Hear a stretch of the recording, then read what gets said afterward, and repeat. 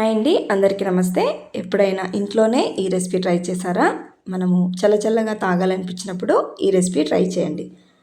First water melon తీసుకొని ఇలా half పెద్ద ముక్కల కింద కట్ చేసుకోవాలి. ఇలా కట్ చేసుకున్నాక దీంట్లోకి వీడియోలో చూపిస్తున్నట్టుగా ఇలా వాటర్ మిలన్ కట్ చేసుకోవాలి.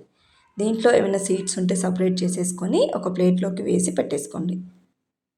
ఇలా వేసుకున్నాక దీనిలోకి కొన్ని ముక్కలు ఒక బౌల్లో వేసి పెట్టేసుకోవాలి.